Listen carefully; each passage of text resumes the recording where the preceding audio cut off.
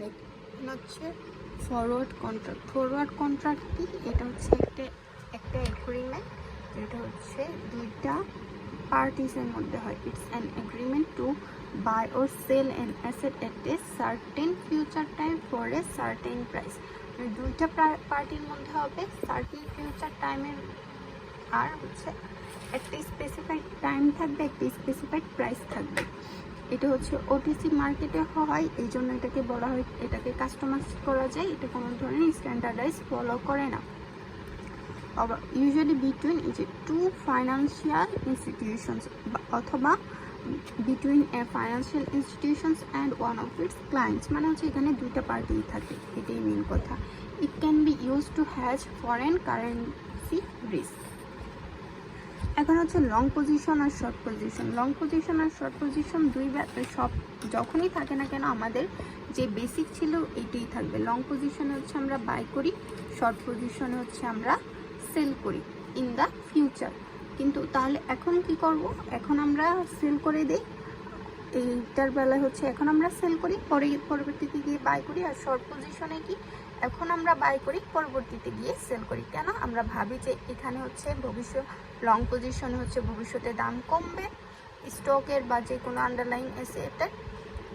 Short পজিশনে হচ্ছে গিয়ে আমাদের ফিউচারের দাম বাড়বে, এই জন্য আমরা এখানে শর্ট পজিশন ইউজ করি। তো এখানে আমরা কি বলতেছি? One of the parties of A forward contract assumes A long position and agrees to buy the underlying assets on a certain specified future date for a certain specified price.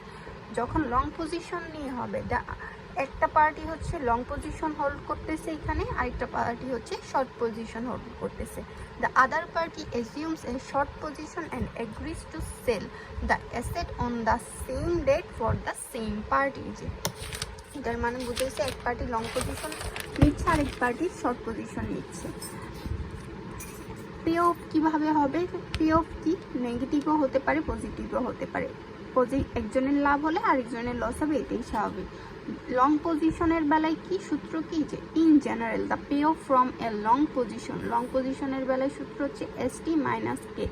ST মানে হচ্ছে spot price, আর কে মানে হচ্ছে delivery price.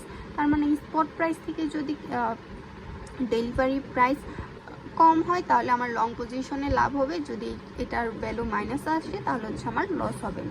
আর হচ্ছে গিয়ে spot price, এটা ST কে এখানে বুঝাইছে, কে কি ডেলিভারি প্রাইস কে এখানে বুঝাইছে। এসটি মানে আমরা বলছি স্পট প্রাইস বা current price is the actual market price of the asset on future date when the contract expires, যে প্রাইস হচ্ছে আমরা কন্ট্রাক্টটা করতেছি। K delivery price is the fixed price you agree on today for a future transaction also call forward price. এখানে delivery price কি? Is the fixed price you agree, তার মানে কে হচ্ছে আমার কন্ট্রাক্ট প্রাইস, যে প্রাইস হচ্ছে আমি এগ্রি করতেছি আমার এটার জন্য, কন্ট্রাক্টের জন্য।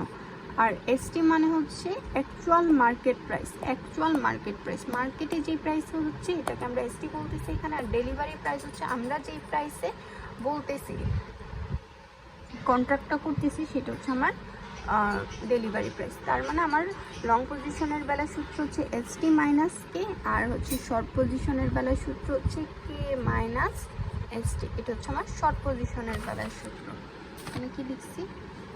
এখানে আর লিখি নেই, কিন্তু বইয়ে এটাই দেওয়া আছে। এটার ম্যাথ যখন পাবো তখন করে দেখাবো, আপাতত এটা আমরা মাথায় রাখি। এখানে আমরা অব্লিগেটেড, আমরা যে যা নিচ্ছি, মানে যে লং পজিশন নিচ্ছি, যে শর্ট পজিশন নিচ্ছি, আমার ধরো আমি লং পজিশন নিচ্ছি কিন্তু আমার ফেভারে যদি না যায় তাও কিন্তু আমাকে নিতে হবে। আমরা এখানে অব্লিগেটেড, কারণ এখানে আমরা কোনো ধরনের অপশন প্রাইসটা বিয়ার করতেছি না, আমরা এখানে ডিরেক্ট টোটাল লস বা ডিরেক্ট গেইনটা পাচ্ছি। তো এখানে আমরা অব্লিগেটেড যে আমাদেরকে অ্যান্ড দ্য ফিউচার টাইমে গিয়ে আমরা এক্সারসাইজ করাই লাগবে, এখন আমি লাভ করি আর লস করি।